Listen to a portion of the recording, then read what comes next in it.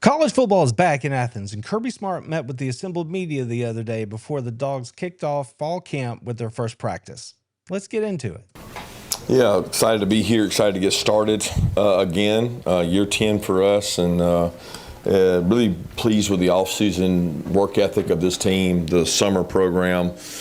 We had some outstanding testing numbers that I'm really excited about for our guys. We did our traditional combine, and then we also did a lot more non-impact cardio. We're trying to get guys in shape without putting the mileage on some of their feet. We're probably the healthiest we've been starting into a camp in terms of looking at the last 5 years, in terms of guys that were out, limited soft tissue injuries. So we are young. We've talked about that at media days, but we are hungry. We got a team that's fun to coach. When you go out to practice each day, they've been enthusiastic. They've been out there working out, like just doing all the things you ask. And like I said, a lot of them haven't had an opportunity to play, and now this is their opportunity. So sometimes when you're coaching, it's a lot more exciting for guys when they're having their first time. Now, that being said, the lack of experience sometimes can show, but we're going to try to get through that in camp. We are taking the approach in camp like we have in past years. Our numbers are still pretty good, so we'll approach the camp in terms of physical and mental toughness is one of our biggest goals to achieve. The second is probably creating good habits, like being on time, resting, recovery. Camp's a grind, and ours certainly is a grind. And then, connection, leaning on each other, staying in a hotel for, 8, 9, 10 days, 15 practices in 18 days, 2 scrimmages. It's not easy, and it's hot. So we want to really develop this mental and physical toughness we think carries us through the season. So our coaches have done a great job preparing for this and getting a lot of informative tape, NFL quotes, past history camps here, watching guys that are now in the league that came through here. The messaging has been real good, and we get to kick off today on the practice field. And I'll open it to questions, but anything you guys want to know about injuries, I can fill you in as well. Okay, so full disclosure here. I was at this media availability the other day in person, as well as I had an opportunity to go watch practice later that afternoon. And I can guarantee you, I can verify that everything Kirby Smart just said there, it was borne out when I saw the team. They look great coming off the bus. All that talk about getting ready, cardio, getting them doing things that are different than they've done in the past to be ready. They look fit and ready to go. Another takeaway from this is he's talked about, like he said, at media days, 54% of this roster is either in year 1 or 2 at the University of Georgia, and that's a big deal. That's important because of the next thing I'm about to tell you. This is according to the composite rankings, Kirby Smart's most talented team yet. And I say that because it's based on the number of blue chips that he has on the roster. Blue chips are 4- and 5-star rated players according to the recruiting rankings composite. Okay. Say what you will about the rating system and the stars and all that. But the bottom line is that's how we gauge talent top to bottom on the roster, is what kind of players do they have? I just told you they look the part. They are young. Even though they are young, we know they're talented. And then what did Kirby get into? We are spending our time working on mental toughness, working on the intangibles, working on the other aspects of the game that are not between the lines. What does that tell you? It tells me that Kirby Smart is confident in this team. He is confident about the way his team looks, and he feels like they're going to be able to coach them up and get them ready to go. Between the lines will take care of itself. He said it, 15 practices inside of 18 days. They're going to get the reps. He believes they can get them ready to go. He's more focused on those little things, the glue, the concrete that holds the system together, that makes a team a great team, that elevates a great team from just winning a lot of games to being championship level. That's what I take away from this.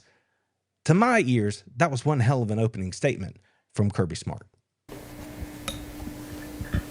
Yeah, Coach, no questions about injuries, but you mentioned it, year 10 for you. How do you go about it into year 10, keeping your message fresh? Well, the message is fresh because it's a new team. And, when you have new team, you have new ears and you got new guys. I mean, we talked about it before. I think we've got 40 or 50 guys around maybe just completely new, first or second year.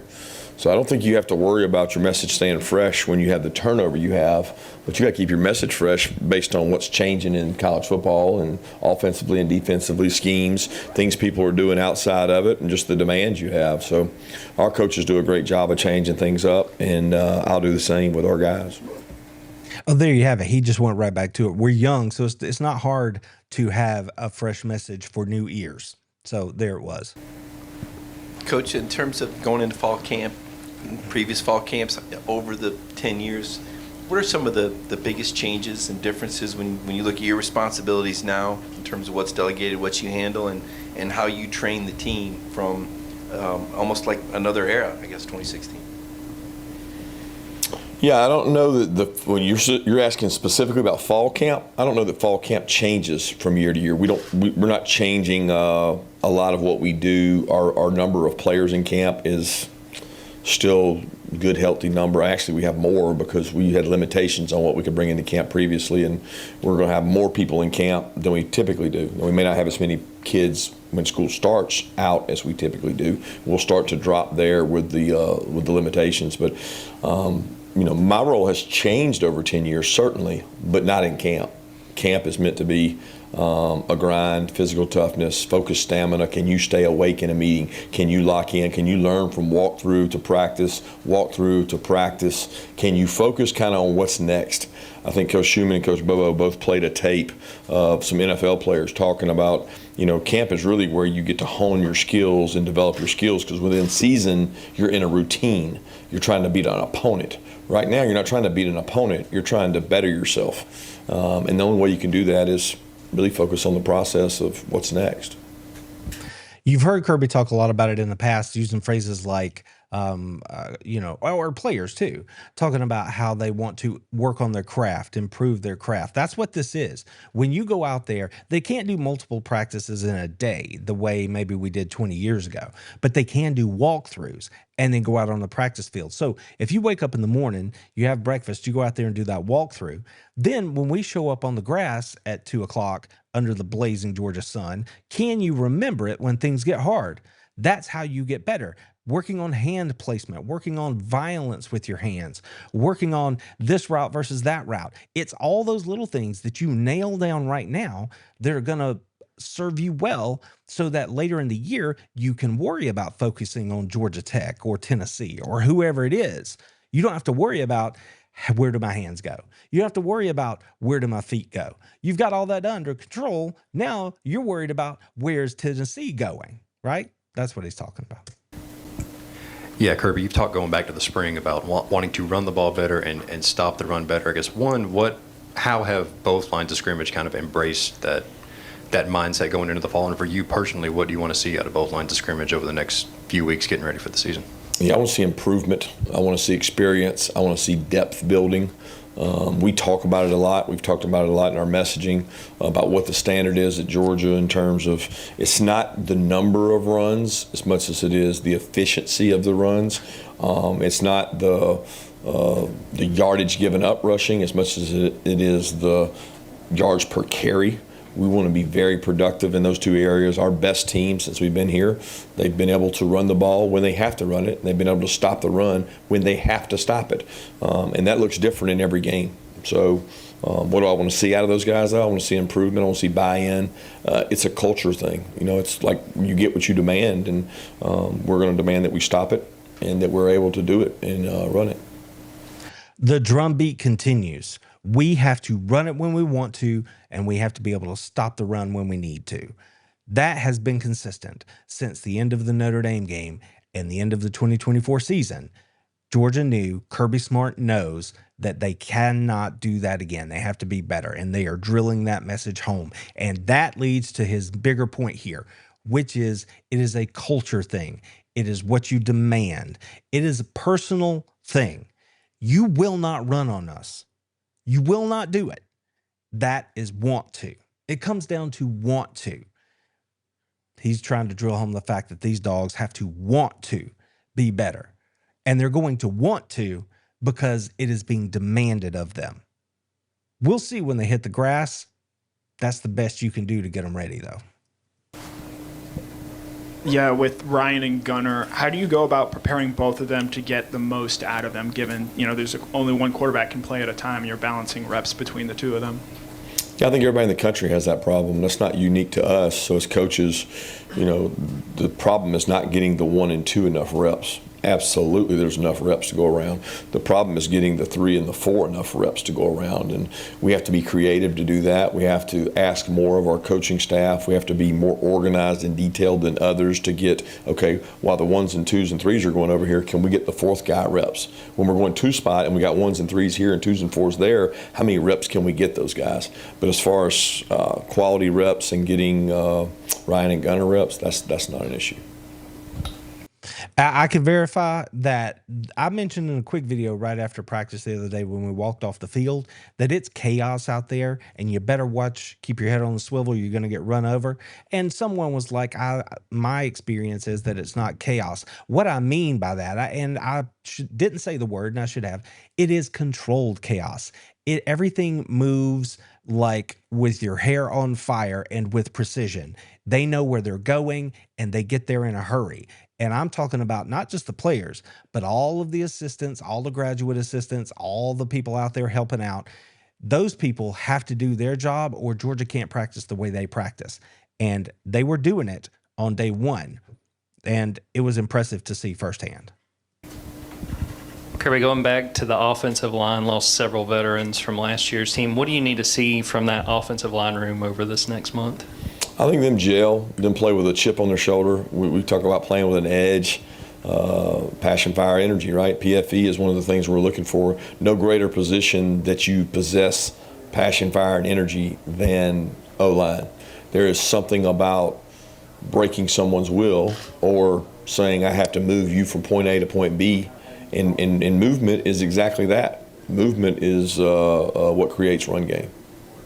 See, now that gets my old lineman heart all fired up. I'm ready to go right now because just like with defenders, it is a mindset thing. I'm going to whip you in my space. As an offensive lineman, it's the same thing, just reverse it. I am going to move you, even though you don't want to be moved. Do you get what that means? Think about it for just a second. That is one grown man physically dominating another grown man to move him into a space he doesn't want to be. That takes more than just mass and muscle. That takes heart and want to and desire. And it is the absolute key to playing effective run defense or having an effective run game.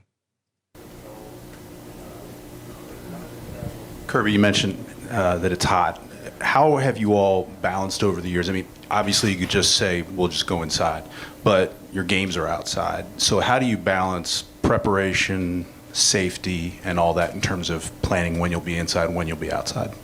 Yeah, we face it. We face the heat here. We don't really run from it. We don't, to me, the rules and regulations that have been put in place by safety, health boards across NCAA protect the players from that. I mean, look, as short as 20 years ago, we were doing two-a-days every day in both pads outside. There was no indoor. So it's changed progressively to make it safer. You can't practice twice a day. You can't have pads on twice a day. So we need to face the heat and go. The practice intensity of the practices has increased because people know they don't have another practice that day.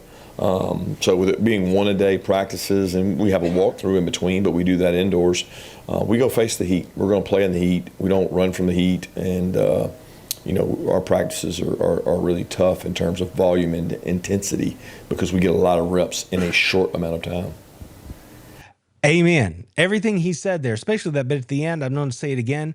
They move so efficiently and with so much energy to get from drill to drill. And it looks like you're actually layering drills. There's more than one drill going on at the same time. That's probably the case. So when he tells you that, that's not just coach speak. It is a machine on the practice field. But back to you can only practice so many times during a day. Friends, I'm old enough to where when I was playing high school in the early 90s, we were in camp practicing 4 times a day, and at least 2 of those were in full pads, full pants, tops, everything. We would get up, at like 6:30 in the morning. We would go out and have a practice. Then we would come back out after breakfast and we would have, a mini group practice. And then we would come out in the afternoon after lunch and we would have a special teams practice. And then that night we would have a fully decked out, fully padded practice where we did 7-on-7 and things like that. It is not the same world. So the fact that these guys have to go out there and give it all they got for 2 hours, even when it's really, really hot, I think they can manage once a day. It's good for them. It's good for the safety. It's good to keep them ready to go through the long college football season that appears to only be getting longer. And Georgia is attacking it head on. They're going to go out there and put in the work, the sweat equity, so that when it comes time to play these games, that saying that you hear around the Georgia program, games are easier than practice, it is absolutely true. I've seen it up close. I'm telling you, absolutely true. Kirby, a couple of off-field matters. What is Jazir Jackson's status after his arrest? And for the program, what is the process of cross-checking recruits that you decide to take commitments from? How do you proceed when things happen before they get here in terms of running into legal trouble? Yeah, Jazir is disappointed, obviously, in the decision-making process. He's being disciplined internally, but he's with the team. As far as the other, I can't really talk about recruiting, so I can't comment about those. It's been a quiet offseason for Georgia for the most part. And then right before camp, you had the incident with Jazir Jackson, and Kirby addressed it head on there. And as far as recruits are concerned, if it happens and you're not in Athens, you're not officially part of the team, it's really not Georgia's concern other than whether or not they continue to recruit you or pull their scholarship offer. We will all learn that together at the same time. Right now, it sounds like they're just letting all that happen out, however it's going to happen, and then they'll address that when the time is actually where they can address it, when they know more. We'll see what Georgia chooses to do there. Yeah, what does this team need from Christian Miller this season, and how would you assess his leadership ability given how young you guys are on the defensive line? Yeah, we need him to be a playmaker. We need him to be disruptive. We talk about havoc. We talk about quickness, speed, experience. He's our most experienced player. He has taken on this role of knowing the burden lies with him to set a standard for that group. And if we're going to be good up front and we're going to stop the run, it starts with that group. I mean, it's everybody, but it really starts with the defensive line and what kind of mentality that room has. And so far, he has approached that the right way. He did not get to go through spring because of a labral repair, and we're looking for him to have a great fall camp and push the other guys and help lead that room along with Jordan and Xavier and some of those other guys.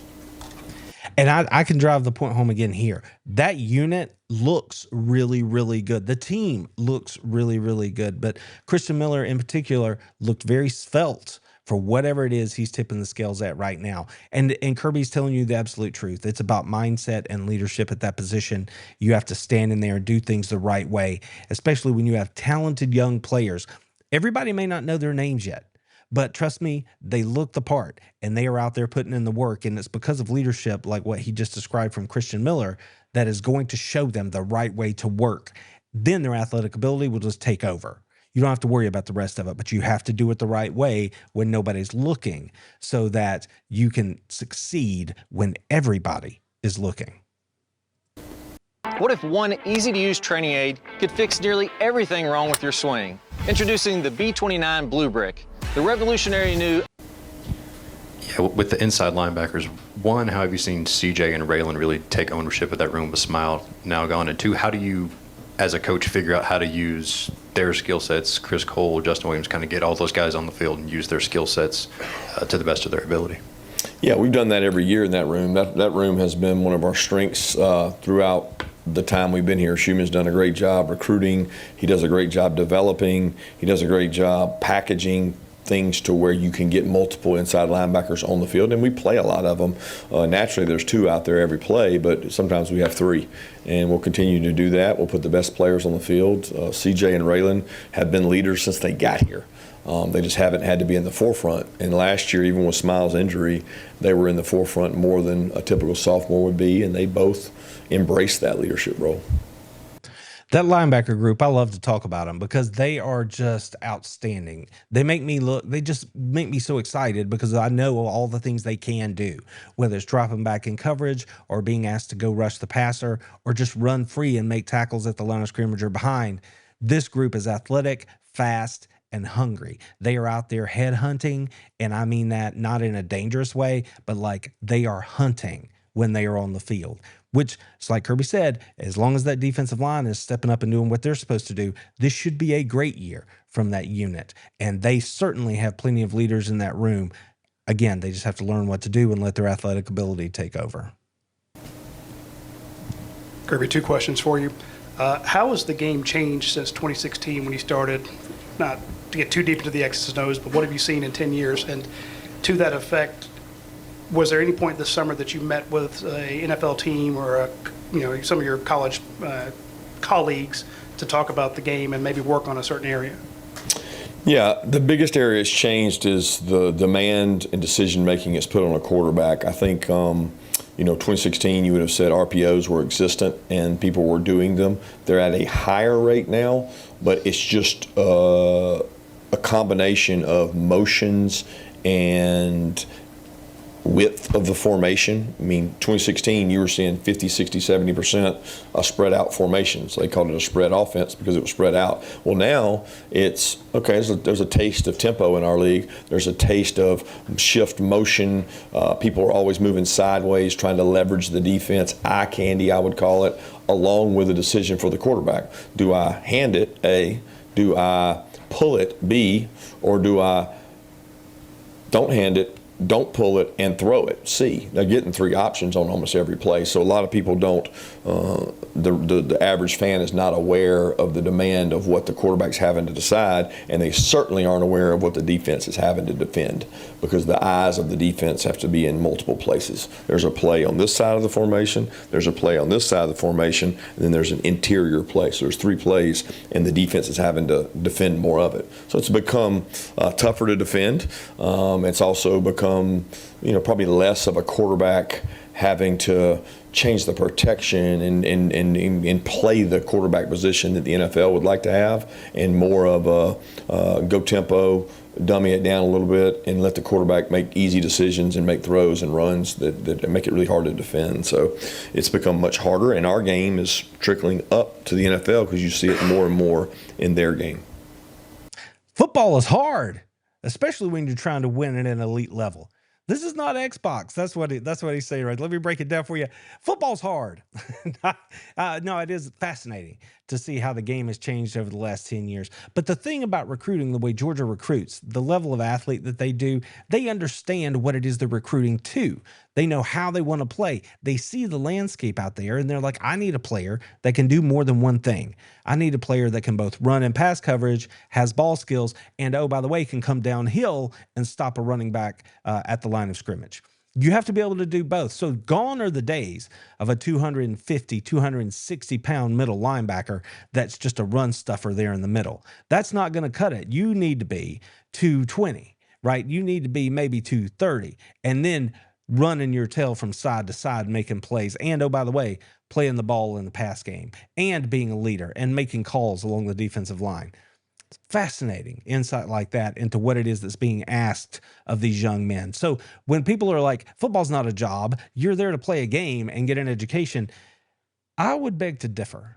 If you want to win and achieve at the level that you want University of Georgia to win and achieve at, it is a job for those young men. And that's what they want because they're working for the job that they want in the future. So they want to know how to do it.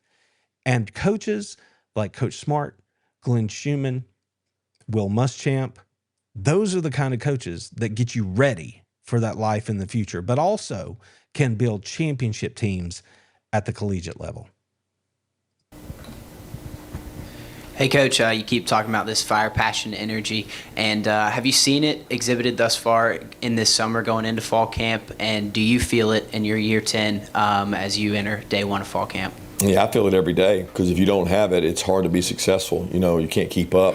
Our staff has it. Our staff has great juice. We've had a chance to re-energize. That's what the summer's about. We're coming off of 3 to 4 weeks where we got to go be with our families, before last week. But yeah, I see it in the players every day. And it starts with, 110 heat index last week, seeing them out there running in that and facing it. And, they don't always have it all the way through that 110 heat index with, 5 or 10 or 20 53s they got to run. But they do push and challenge each other. That's what I've enjoyed about this team so far is they're not afraid to hold each other accountable and get after each other because they know that they're stronger together than they are apart.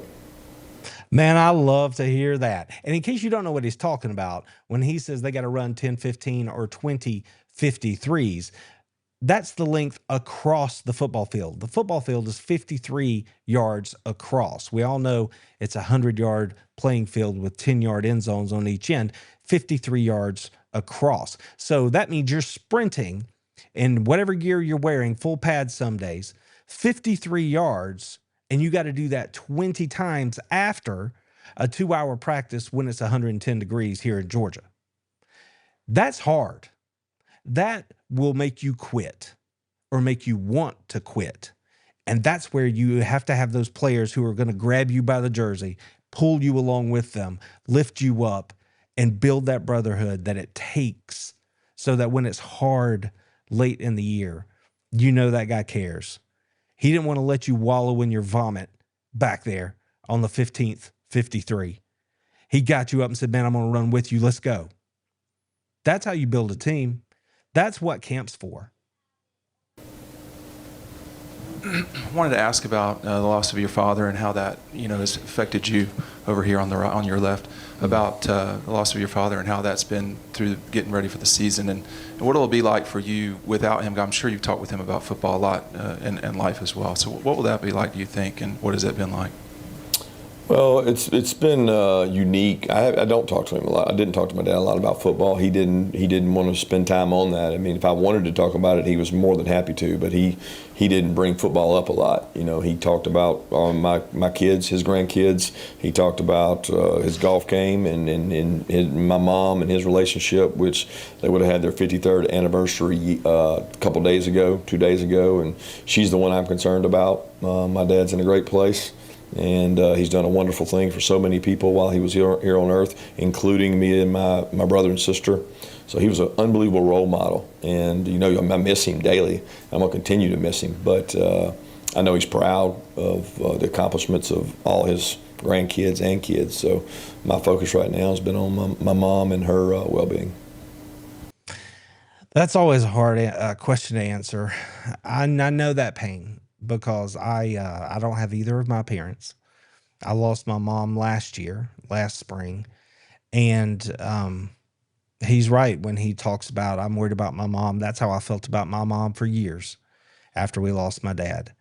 So I thought it was really nice the way Kirby answered that question honestly. He always tells the truth at the podium. But it's different when you're talking about something personal. And you can kind of see it on his face there. He is doing exactly what his mom and dad would want him to do. And the way things happened in New Orleans was very challenging and difficult for any program, any person. And it's unimaginable what they had to go through when they were down in New Orleans. The series of events that took place down there, and then still get ready to play a football game. That is just crazy. I know in today's world, there's so much stuff happening all the time, and a lot of that's by design, but that was a lot. And for them to go out there and give it the best they could that night, I know that as a Georgia fan, but more over as a person, I was just proud of Kirby and the team and the way they performed in New Orleans that night.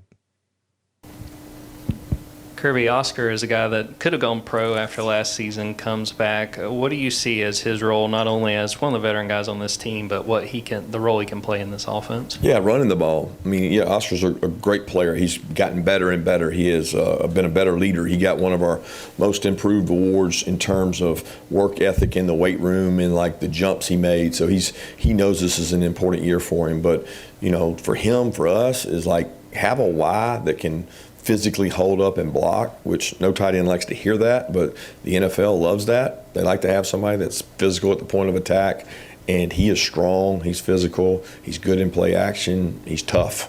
I mean, he has taken a lot of reps since being here at the University of Georgia and blocked a lot of good defensive players. So we need him to be a factor at the point of attack. Kirby, your accomplishments are pretty well documented with the 2 titles, the 3 SEC championships, and all the records, unprecedented records you set, undefeated seasons.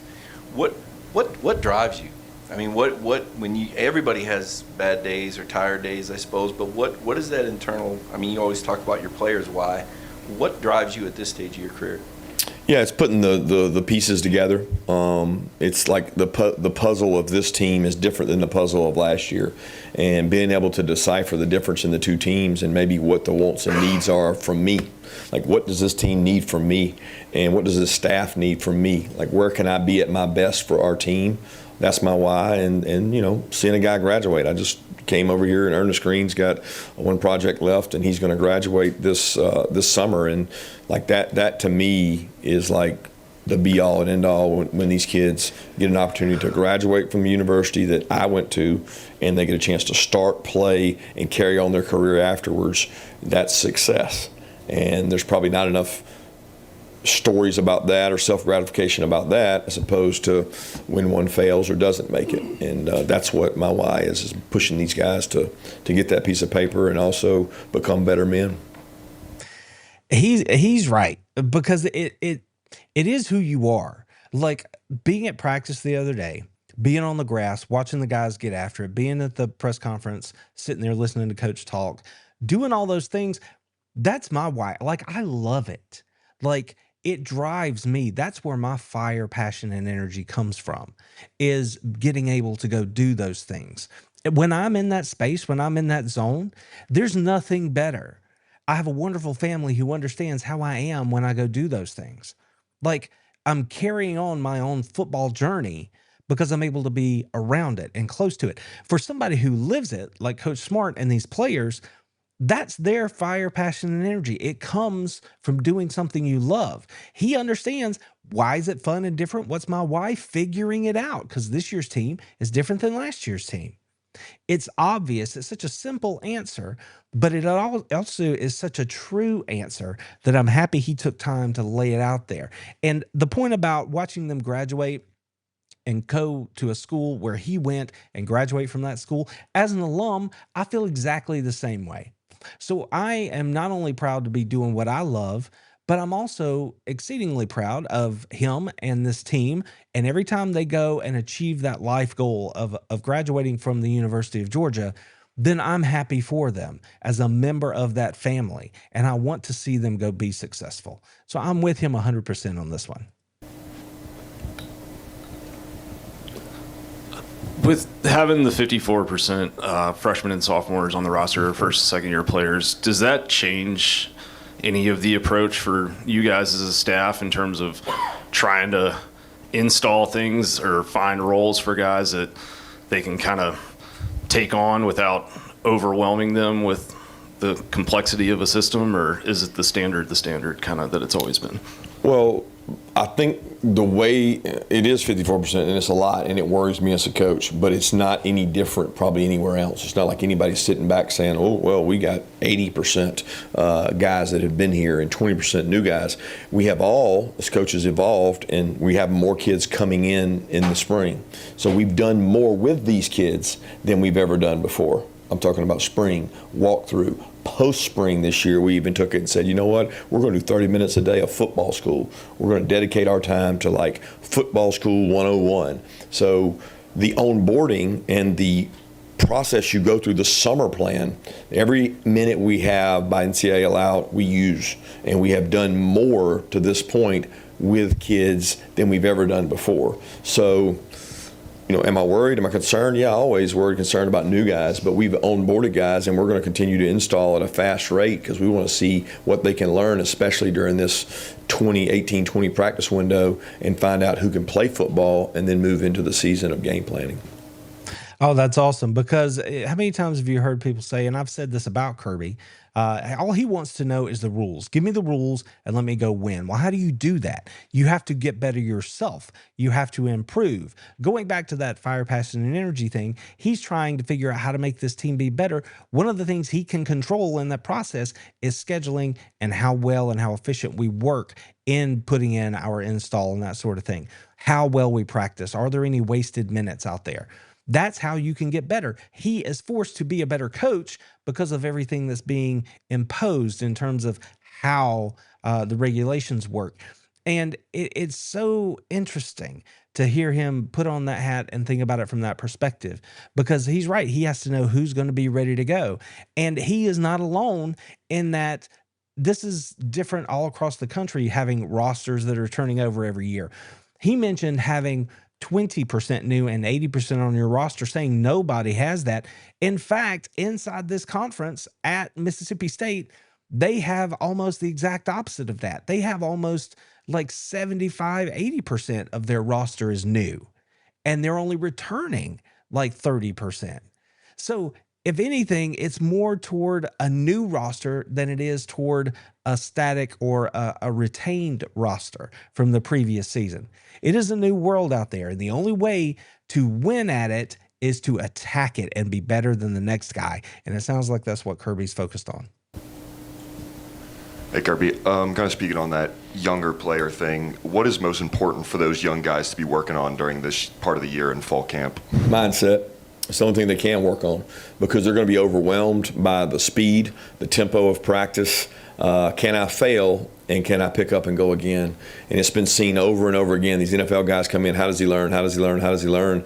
And I'm like, well, they come from our program, they're going to learn well. They've had to learn well. But can they overcome failure and adversity? And so many of them come in with, because of social media, heavy accolades, heavy expectations, and the drop from how high they come in to where they fall to when they fail is so deep in depth that it's really hard to build them back. So we have to be really careful as coaches that we're make sure we point out when they do things right, and make sure we explain to them that it's okay to fail. You actually grow through that failure, and a lot of our guys are starting to realize that.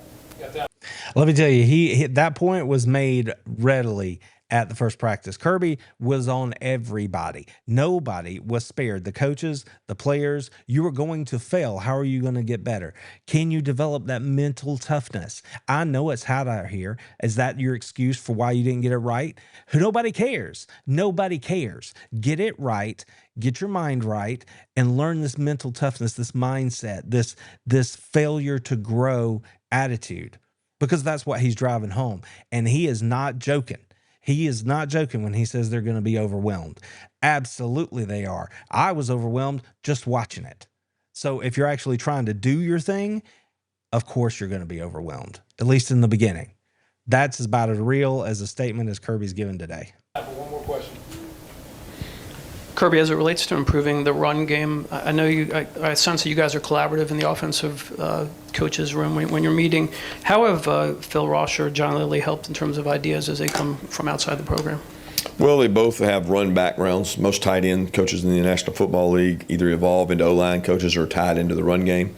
So both of those guys have great ideas in the run game, and it may not be a new run by design, because there's, you can't reinvent the wheel. There's inside zone, outside zone, there's gap scheme, there's different ideas. We have a quarterback who allows us to do more.